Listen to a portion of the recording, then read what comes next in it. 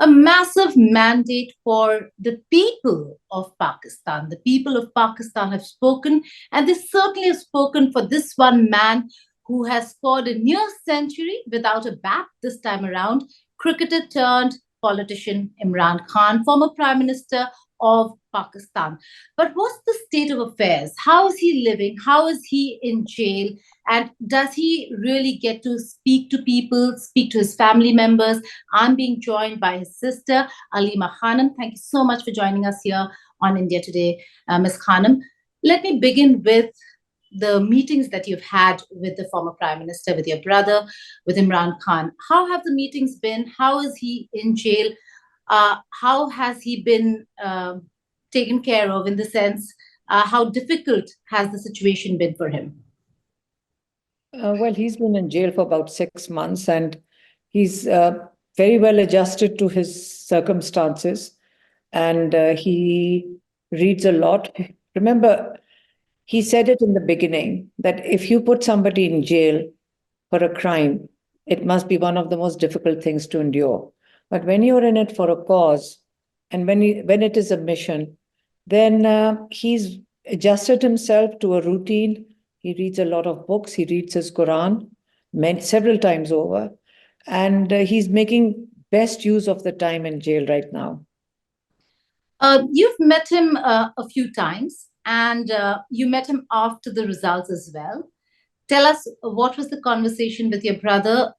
Was he happy with the result, or is he still disappointed in how the system has failed the people?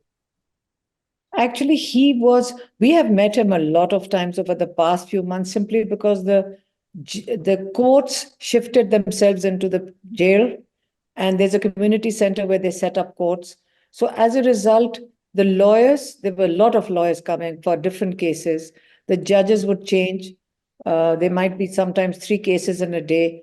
So we could sometimes be spending the whole day in the jail court, and we were able to have a lot of interaction with him. And in the interactions, at least after the election results, how was he? How was his disposition? Actually, before even, I must mention what was before that. Before election results, for all these months that he's been in the jail court, there was a lot of communication. Otherwise, he was in solitary confinement. And thanks to all these cases in jail, we were able to communicate with him. The lawyers were able to communicate with him. So he had a lot of interaction. But after the elections, we met him yesterday. And normally these visits are about half an hour. But I tell you, it was, I fail for words. One day, this will, mark my word, it will be written in history, in the world history. They will be studying what the phenomena that happened on 8th of February in Pakistan. And Imran Khan's face, my brother's face, we were like my 2 sisters and myself, we were able to spend half an hour with him, and our excitement to tell him what we saw. And when we told him what we saw, I'll tell you what we saw, that we felt it was important to tell him, that because that was his day. 8th February was his day. But what we told him, and on which his expression, I wish I'd had a camera, I could have taken his picture. I told him, my sisters told him, the most exciting part, I said they were children right down to the age of 4, women and children. If we asked them at polling station, it was like a festival. And we would ask the 5-year-old, I asked a 7-year-old, I said, what are you doing here? They said, we've come to vote. So what his message has gone down to a 4-year-old. And this is absolutely historical. It's a global history in the making. We are very proud of being Pakistanis. And I think a lot of other countries will learn from it. It was very astute. People were, I think they understood what the meaning of the vote was for the first time. They understood, children understood. There was no chaos on the streets. There was silent revolution. I would call it a peaceful and silent revolution, a rejection of an elite capture system. And all credit Now I'm going to say that. And we said it to our brother. All credit goes to you that you mentored a whole youth and a nation to stand up for their rights. And that is what we saw on the 8th of February. Tell me something. Did he know about the results, or was it only from you that he learned for the first time that that those were the results? He has one television channel, which is Pakistan TV. So he saw the results. And what I'm saying is the celebration for him was not the mandate being stolen at that moment. So what I'm saying is that the voting on the 8th of February, this was a celebration in Pakistan. And it is still a celebration in Pakistan, simply because we have tested ourselves and we have shown ourselves to be a responsible nation. We've actually come together as a nation and we've taken a decision. And that, I think, is a celebration. Now you can try and steal it. Of course, there's a lot of more steps to go, but the change has started. This is the new century. This is the young people. And the young people are taking decisions. Maybe it's not going to be just in Pakistan. Maybe it'll be around the world. Maybe we are going to see a better future in the global things to come.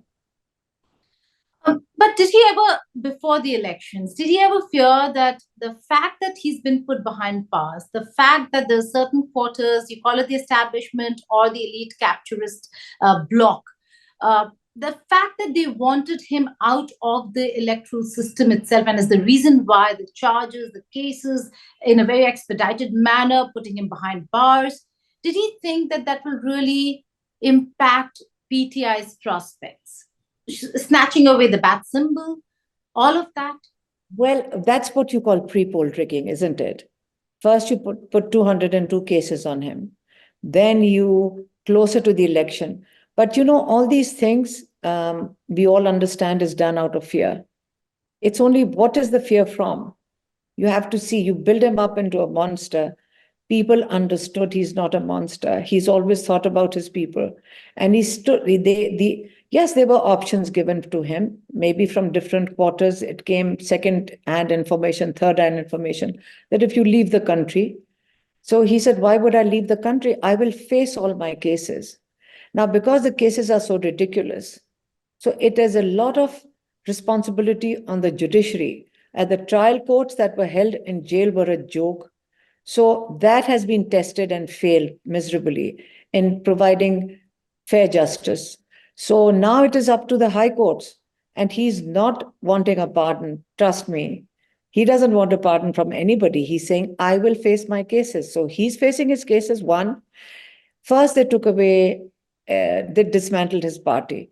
And in our part of the world, we have a large, community which cannot read. So the only way we recognize how to vote would be with a symbol. And his symbol is so well recognized. And there are two colors, which was green and red. So they banned flags, they banned PTI's rallies, they took away his symbol, and they gave people, and people fought back. It was the peaceful fight that I'm talking about. This fight there was no anarchy. As I said, we are proud to be Pakistanis. The way how intelligently it was handled by everybody, right down to the children, right down to the children. They took away the bat, they gave them kettle, somebody had a wheelchair, another person had a, baby pram. Light, bulb, bottle, Anything. brinjal. Yeah. Vegetables, fruits. And, people made good use of it. I mean, they made jingles out of it. They sort of bought into it and took it up and went with the symbols. So imagine every person. So when we went to vote, I can assure you, I got confused. And I was panicking. I said, there are two rackets over here. Which racket am I supposed to vote on? I mean, they were like rackets. I had a racket that I had to vote on. And another thing, I think maybe a shoe, but I had to vote on a shoe. But I was checking, and everybody was standing in line, the bonding in the line, that everybody was helping. No, no, don't vote on that racket, vote on this racket. So everybody in that line was voting PTI. The children. But was Imran Khan confident before all this, being Yes, put behind bars, the I party can. being dismantled, independence? It's a challenge. I mean, if you talk about challenges for a party in an election, PTI had it all. Was he confident? Surprisingly, I'll tell you, I myself I consider that we are very optimistic people. But maybe about 6 days before the election, so we were in jail court, and I asked him, I said, I, I'm sort of worried. It's so silent. Hmm. Not, okay, PTI couldn't come out to campaign. But what happened was that any other candidate from any other party stepped out of his house, even to go into his area, was hounded out. They chanted against him, and the other fun they started having. That's why I'm saying I'm so proud of our young people also, that they would go into, let's say, if Nawaz Sharif was holding a rally, they were allowed, by the way. So, first of all, there was very little attendance, but the back end of that, his rally would be PTI. So, so they started having fun because they were not allowed to come out. So they started going to the other candidates' rally and started because they were allowed to go there. So then they would start chanting slogans for Imran Khan. Remember, he became a prisoner. Is a prisoner of conscience. This is a man who has taught us so much. And everybody said, he has stood up for us. We will stand for him. We want him out of jail. They convicted him to 32 years in 3 cases. Don't forget, we've got nine. And Bushra Bibi and his wife. Yeah, and that's for a gift they received from the Saudi crown Um, prince, and it's a gift. They turned around and said, actually, you undervalued it. It's a gift, personal gift. That Imran Khan decided to no. He said, I will not accept personal gift. Deposit it in the treasury. So after depositing it, the treasury normally puts a price on it, and they paid half of that amount, which is the legal thing to do, and they took that. They said, you undervalued it. Actually, it cost $20 million. I would like MBS to know he's gave a gift of $20 million. So you are fined to, both of them have been fined $5 million each and 14 years each in prison for something like that. what's the actual valuation then of the gift? Well, it was evaluated 3 4 years ago. Based on that, it must be maybe $150,000.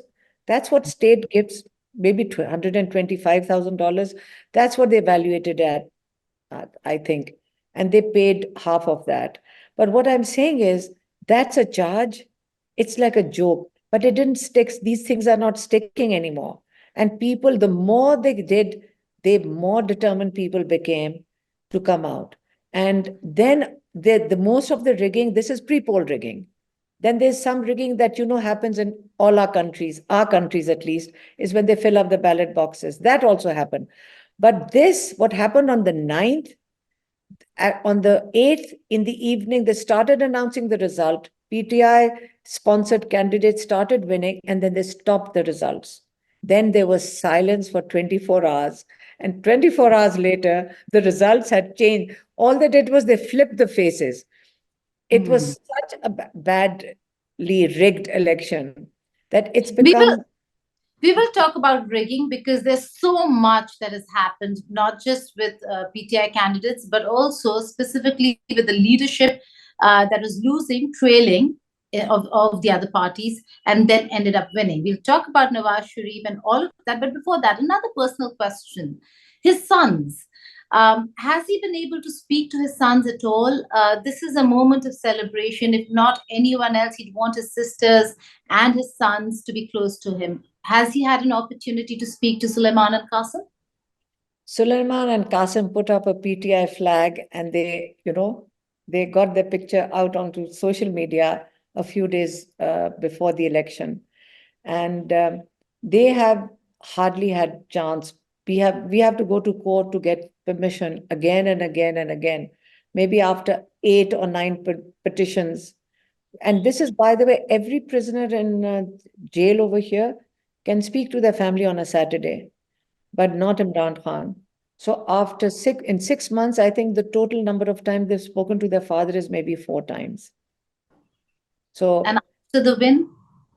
not after the election. We met him only for that half an hour, but we were just so his happiness was at people standing up for their rights. And not for a moment did he seem like the issue of seats being stolen is secondary. The most important thing in our part of the world, unlike a developed country where the electorate is more aware, I think we are more aware than even the Western world because it's so important for us. It changes our lives in a dramatic fashion. So this is a new century. It's a century of the young people. And it was social media, basically. They would make fun of him about the social media aspect. But then when you make fun of social media, also making fun of young people, there's a disconnect between us. Like, I don't know how to put on this laptop and turn on Zoom, but the young generation knows how to do these things. Young generation is independent even of parents now because they get all information of social media. So this is a Right. new generation, So definitely. did he have a message for his sons after the news that he heard of his party winning? Any message for his sons, or have the sons been worried about the condition of the jails and the way their father has been kept for the past 6 months? You see, the thing is, when Imran Khan himself doesn't complain about his conditions, listen, he says it's a cell. Like if anybody asks him, I think sometimes he brushes it away because he feels that it's a jail. Like, what am I supposed to tell you what my conditions are? His biggest highlight is the fact that he's able to read a lot of books. So we have to keep up with the number of books he reads. And it is stressful sometimes because last time we took 6 books and Mm, read 4 of them. Now, how do we know if he's read them or not? So we mm. had to bring back 4. So it's a bit challenging about getting the books that he's reads so much. He's always read so many books. So that is constantly a big challenge for us. All right. So now we'll talk about the rigging itself. Apart from the fact that there is two-thirds majority with which we see PTI, the independents backed by PTI members having won, but there are many others who are complaining. There are so many PTI members who have now gone to court. One such case includes that of Nawaz Sharif. Yasmin Rashid in jail Nawaz Sharif was trailing by 7,000 and then after a long quiet won that seat. And interestingly, it's a seat from his own stronghold, Lahore. But Yasmin Rashid was doing quite well. How are you looking at and reading the kind of wins that PMLN has had, even if we can call them wins so far? I mean, just the moral authority. I mean, how can people steal other people's mandate? Like, you've not stolen Imran Khan's mandate. He's in jail. You've stolen the people's mandate. When you steal somebody's mandate and you come to, how will you have the moral authority to govern? Where will the confidence come in the economy? How will the businesses feel about it? How will the, how will the, how's the international community going to view you? I mean, you come sitting there, 3 parties, when they were sitting there on TV yesterday, you should have seen I mean, the wit of Pakistani youngsters is so amazing that they entertain you all the time. The 3 of them sitting over there, after having stolen all of PTI seats, you know what's the data right now of what they've stolen? They had 90, I think they conceded the ones that PTI had was about maybe 95 seats that are official. Now they've started stealing those also. They're going into recounts and making PTI lose some more because they need more seats. So it's like you go and rob somebody the moment you need to fulfill your mandate. It's now looking so discredited. This is unheard of, because what happened was the gap was very big. I'll give you an example. There's a lady whose sons were sort of abducted, beaten up. That was a lot. I mean, I think Pakistan also reacted to the abuse that the women faced. You know, in our part of the world, when you break into homes, the sanctity of a home, you harass somebody's daughters, you harass children, you abduct women, not arrest, abduct them, and you put thousands in jail. I think Pakistanis have decided we are rejecting this uh, um, colonization by our own people. That is what has happened. And they've given their mandate. Now, when the differential is 80,000 in one constituency, how do you make up for it? You can't fill up ballot boxes with 80,000 votes. So you just change the number on a form, which all of us have learned. Polling agents, when they left with stamps from the presiding officer, they're all carrying the votes, by the way. You know how it's being stolen. It's not like without proof. They are carrying their Form 45 from the presiding officer in polling stations. And then the results are changed on another form called Form 47. Hmm. So 80,000 added in another, it's on a piece of paper. The actual vote count is in the hands of the candidates. So it is really solid proof. These are not allegations.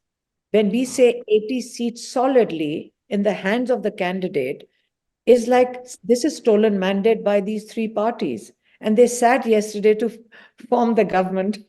So it's two families. The funny part is that the joke in Pakistan right now, uncle sitting as a prime minister, niece sitting as the chief minister, daddy sitting as a president, son sitting as another chief minister. They're done with it. It's Right. But also, you have PTI has managed one big thing over here. It's not just an anti-establishment vote we're looking at. Have you done the PMLN in?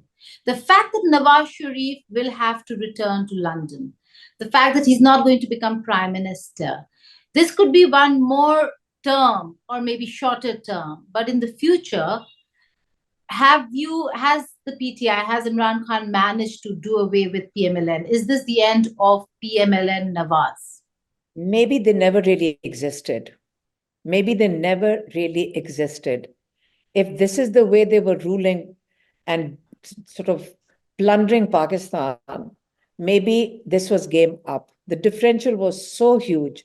The fact is that people had to come out and reject the whole system of plundering and keeping them under their thumb. And to, I think, just the disrespect to the people in our parts of the world, and it's also in India. I mean, I wouldn't say it's not in India.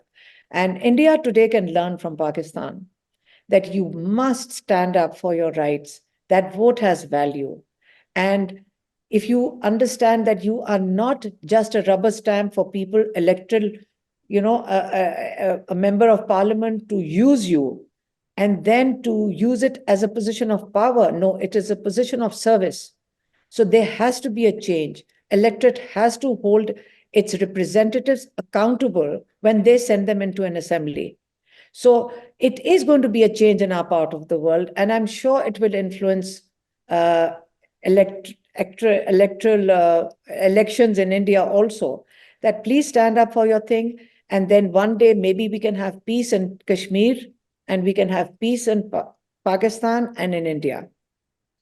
Another very important aspect, the fact that Imran Khan spoke against America's interference, and the involvement of diplomats in Pakistan's internal affairs. Is this now a loss not just of the establishment but also of America? Is this a huge defeat of the two? If I point out what the issue was that India and Pakistan remain neutral in terms of the Ukraine war.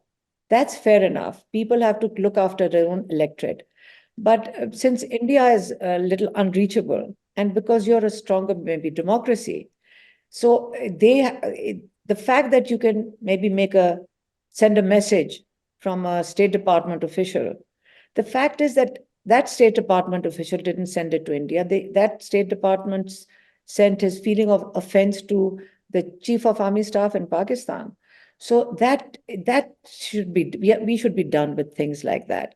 Unless the electorate doesn't stand up for itself, why should anybody else not put you under their thumb? So if Pakistani electorate, that's why the election of 8th February will be remembered. I think it will be quoted in history. It is a very historical day. The fact that you stand up for your own rights, that's what Imran Khan indoctrinated people with. This Imran Khan is not a cult figure. That's what people think that he is. He's not a cult figure. He taught them to stand up for themselves, stand up for your right. You will reject slavery. That's his slogan, reject slavery. So that's what people have already done. And inshallah, in Pakistan, it might be a difficult road ahead because the challenges have not ended. But we pray for Pakistan, and we are hopeful that it will. Now you can't stop the change from coming. Finally, before I let you go, are you confident that Imran Khan will walk out a free man, or is it going to be very difficult for him? What are the challenges ahead for Imran Khan in terms of being a free man, and for Bushra Bibi? You see, Bushra Bibi is incarcerated in the house. It's a sub jail. And she's there only because of Imran Khan to basically put pressure on him, right? It's so ridiculous, the cases they've put on Bushra Bibi as well. It's really ridiculous.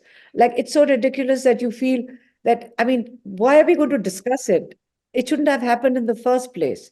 It's like you make a laughing stock of yourself doing cases like that. The thing is, do you think for I a would call moment? it a self goal. I really think this was a self goal by bringing out an iddat case by the opposition. I mean, you've disenfranchised everybody. It's like, who told you to do this? Whoever planned this should be fired. I think you should be fired. But Imran Khan, do you think for a minute that we are sitting around not to have him out? There are three parties who are going to form a government with no credible mandate. Like, they don't have a moral authority to keep Imran Khan in jail. I mean, they're going to have it very tough. Do you think for a moment all the people who put in the effort to come and cast their vote, they took a decision? And do you think that they are going to allow anybody to steal it? That's the next step. They will come out, they will protect their own mandate, and they will not have the people who've stolen their mandate get away with this. That's for sure. That they put Imran Khan in prison. In terms of Imran Khan staying in prison, so he will face his cases in High Court, and now it's up to the no deals with the military to leave the country or Absolutely go seek an asylum to some other country. Why? I don't understand why people even ask that question. 6 Because there were months. reports that the military had offered him a deal and there was an aircraft waiting for him to leave the country and go to London. That's propaganda. He's sitting in jail. Nobody meets him because nobody dares meet him. Nobody dares meet him because he's not in. I mean, listen, he's made it very clear. He's not here for becoming a prime minister. He never was. You've got to understand 8th February is what he was. His life's dream was 8th February, and it has happened. Now it's up to us to make sure that we bring him out. All right. On that positive note, Aleema Khanum, thank you so much for joining us here on India Today.